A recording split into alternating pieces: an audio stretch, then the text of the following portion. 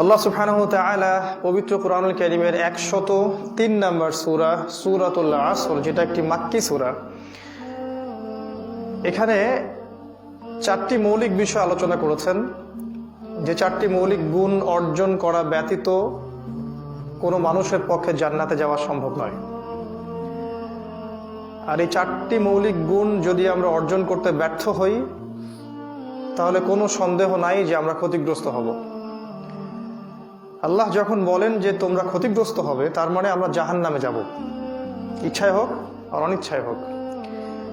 আল্লাহ রাব্বুল আলামিন এই সূরাটার মধ্যে বলছেন ওয়াল আসরি, সময়ের কসম,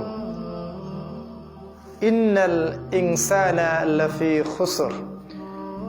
ইন্না মানে নিশ্চয়ই, আল ইনসান মানে মানুষ, পুরো মানব জাতি, লাফি মানে অবশ্যই, মধ্যে, খুসর মানে ক্ষতি।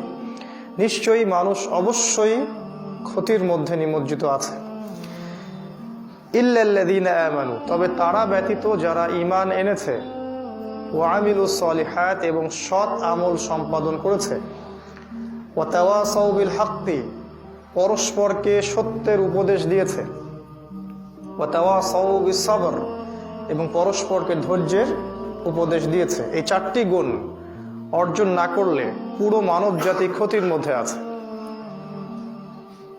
ঈমান, আমলে সালেহ, হকের উপদেশ, হকের দাওয়াত, সবর বা ধৈর্য।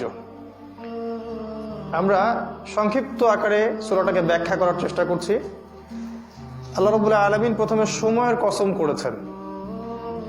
আল্লাহ সুবহানাহু ওয়া তাআলা অনর্থক কোনো কিছুর কসম করবেন না, এটাই স্বাভাবিক। আল্লাহ পাক যে বিষয়ের কসম করেন সেটা নিঃসন্দেহে খুবই গুরুত্বপূর্ণ একটা বিষয়।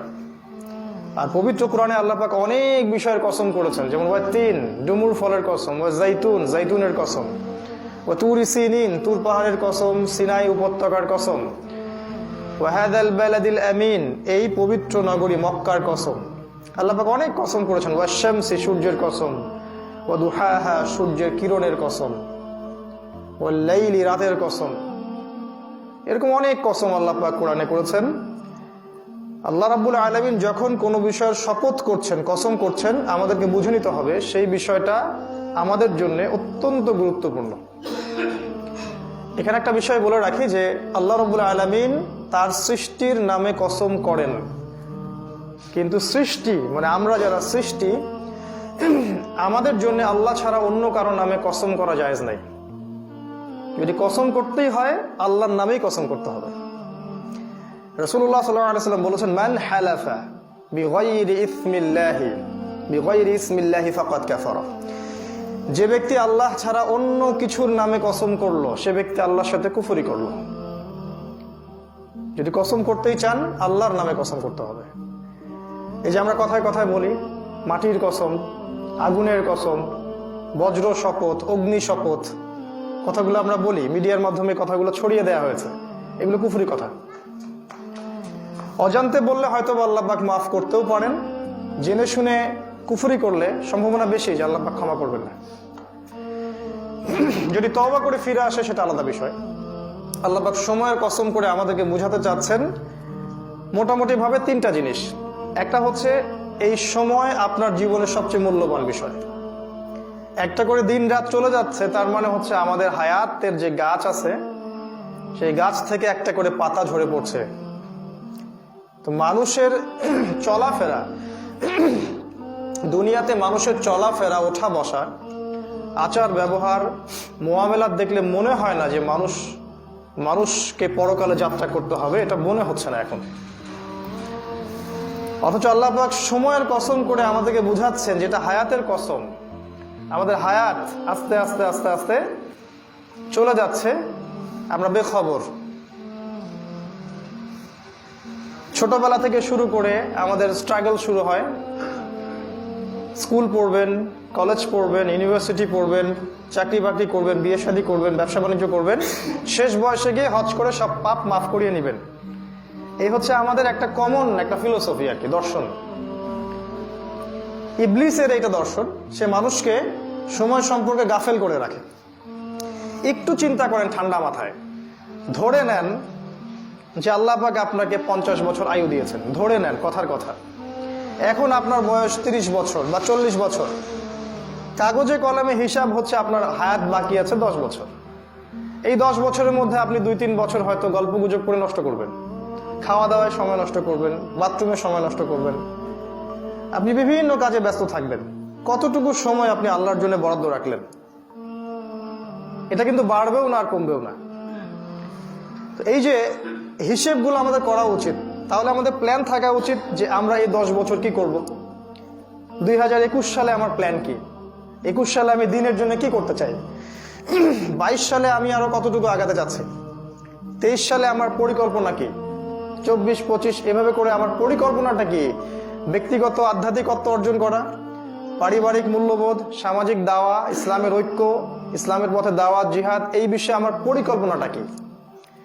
এই কাগজে কলমে হিসাবটা যদি আমরা করতে ব্যর্থ হই, তাহলে আল্লাহ পাক ওই যে সূরা আনআমে বলেছেন, সূরা আরাফের মধ্যে আছে এটা 179 নম্বর আয়াতে, উলাইকা কাল আনআম, এরা হচ্ছে গবাদি পশুর মতো, বাল হুম আদল, বরং তার চেয়ে এরা নিকৃষ্ট, ওয়া উলাইকা হুমুল গাফিলুন, এরা হচ্ছে গাফেল, তাদের পরিণতি সম্পর্কে অজ্ঞ, গাফেল। কারা এরা? আল্লাহ পাক বলছেন, লাহুম কুলুবুন লা ইয়াফকাহুনা বিহা, হৃদয় ছিল উপলব্ধি করতো না, ওয়া লাহুম আযানুন লা ইয়াসমাউনা বিহা, কান দিয়েছিলাম শুনতো না, ওয়া লাহুম আ'য়ুনুন লা ইউবসিরুনা বিহা, চোখ দিয়েছিলাম চোখ দিয়ে দেখতো না। উলাইকা কাল আনআম, এরা গবাদি পশুর মতো, বাল হুম আদল, এরা হচ্ছে তার চেয়ে নিকৃষ্ট, ওয়া উলাইকা হুমুল গাফিলুন, এরা গাফেল। এদেরকে দিয়ে আল্লাহ পাক জাহান্নাম পূর্ণ করবেন বলেছেন, ওয়ালাকাদ যারা'না লিজাহান্নামা কাসীরাম মিনাল জিন্নি ওয়াল ইনস, প্রচুর মানুষ এবং জিন দিয়ে আমি জাহান্নাম পূর্ণ করব এই গাফেল সম্প্রদায়কে দিয়ে। তো সময় সম্পর্কে যদি আমরা সচেতন না থাকি, তাহলে আমরাও গাফেলদের অন্তর্ভুক্ত হব, কোনো সন্দেহ নাই। তাই আমাদের সবার উচিত লাইফস্টাইলটাকে চেঞ্জ করা এবং লাইফের শিডিউল, প্ল্যান, পরিকল্পনা করা, যে আমার হায়াত কতটুকু বাকি থাকতে পারে। একটা ধরে নিলাম অ্যাপ্রক্সিমেটলি এই উম্মার গড় আয়ু 60 বছর, এবার হিসাব করে আগান। আরেকটা বিষয় আল্লাহ পাক সময়ের কসম করে আমাদেরকে বোঝাতে যাচ্ছেন, সেটা হচ্ছে যে স্পেশালি আমরা যারা শেষ জামানার মানুষ, আমরা যারা উম্মতে মুহাম্মাদি শেষ জামানার মানুষ, রাসূলুল্লাহ সাল্লাল্লাহু আলাইহি ওয়াসাল্লামের ইন্তেকাল থেকে নিয়ে এখন পর্যন্ত প্রায় 1400 বছর পার হয়ে গেছে। তো এই 1400 বছর পরের আমরা যারা মানুষ, এই যে মানুষগুলো আছি আমরা শেষ জামানার মানুষরা, তারা সবচেয়ে বেশি ক্ষতির মধ্যে থাকবে। কারণ সময় যত গড়াবে, দুনিয়াতে ফিতনা ফাসাদ তত বেশি আসতে থাকবে। আপনি যদি কোরআন এবং হাদিস থেকে শেষ জামানার আলামতগুলো পড়াশোনা করেন, দেখবেন যে 90 থেকে 95% আলামত আমরা দু চোখ দিয়ে দেখতে পাচ্ছি। এখন উঁচু উঁচু বিল্ডিং, সমাজের সমস্ত মানুষ সুদ খাচ্ছে, ব্যাপক হারে মানুষ জিনা করছে, ব্যভিচার করছে, পরকীয়া করছে, ধর্ষণ হচ্ছে, ঘুষ খাচ্ছে, দুর্নীতি করছে, খুন হচ্ছে, হত্যা হচ্ছে, রাহাজানি হচ্ছে, মুসলিমদেরকে হত্যা করা হচ্ছে, ইসলামী খেলাফা উঠে যাচ্ছে, আল্লাহ বিরোধী আইন শাসন বাস্তবায়ন হচ্ছে। এমন কোনো সাইন বা আলামত আমরা দেখি না কোরআন হাদিস থেকে যেটা এই জামানায় আসলে বাস্তবায়িত হয়নি, যেগুলো শেষ জামানার সাইন। ওইটা নিয়ে আলাদা কথা হবে ইনশাআল্লাহ রাতের বেলা। তো শেষ জামানায় আমরা যারা বাস করছি, আমাদের জন্য সময়টা আরো বেশি সংকীর্ণ, কারণ এই জামানাতেই মাসিহুদ দাজ্জালের ফিতনা বের হবে। আর দাজ্জাল সম্পর্কে নবী সাল্লাল্লাহু আলাইহি ওয়াসাল্লাম বলেছেন, এ হচ্ছে ইতিহাসের সবচেয়ে বড় ফিতনা। তার মানে শেষ জামানার যে মানুষগুলো আছে, এরা সবচেয়ে বেশি ক্ষতির মধ্যে থাকবে। আরেকটা বিষয় আল্লাহ পাক বোঝাতে চাচ্ছেন, সেটা হচ্ছে যে সময়কে আল্লাহ রাব্বুল আলামিন শপথ করে হিস্ট্রি বা ইতিহাসকে যাচাই করতে বলছেন। একটু খেয়াল করে দেখেন, আদম আলাইহিস সালাম থেকে শুরু করে কিয়ামত পর্যন্ত যুগে যুগে যারাই আল্লাহ, তার রাসূল, তার কিতাব এগুলোর বিরোধিতা করেছে, এগুলোর সাথে শত্রুতা করেছে, এগুলোকে দমন পীড়ন করার চেষ্টা করেছে, হক থেকে দূরে থেকেছে, আল্লাহ পাক কাউকে ছাড় দেননি। আল্লাহ পাক সবাইকে সমূলে ধ্বংস করেছে। ওই নূহ আলাইহিস সালামের দিকে তাকিয়ে দেখেন, ধ্বংস, তার কওমকে প্লাবন দিয়ে ধ্বংস করা হলো। আদ জাতির দিকে তাকান, সুঠাম দেহের অধিকারী সবাই, আল্লাহ পাক ঝড় দিয়ে ধ্বংস করে দিলেন। সামুদ জাতি, তারাও সুঠাম দেহী, আল্লাহ পাক বজ্রপাত দিয়ে প্রচন্ড শব্দ দিয়ে ধ্বংস করে দিলেন। কওমে লূত সমকামী, আল্লাহ পাক পুরা জমিনটাকে তুলে আবার নিচে ধসিয়ে দিলেন। শুআইবের কওম আলাইহিস সালাম, তার কওমকে আল্লাহ পাক ভূমিকম্প দিয়ে ধ্বংস করলেন। ফিরআউনের কওম, আল্লাহ পাক তাকে পানিতে ডুবিয়ে মারলেন। একটা একটা করে এক্সাম্পল দেখেন হিস্ট্রিতে, যারাই আল্লাহ এবং তার রাসূল এবং ইসলামের বিরোধিতা করেছে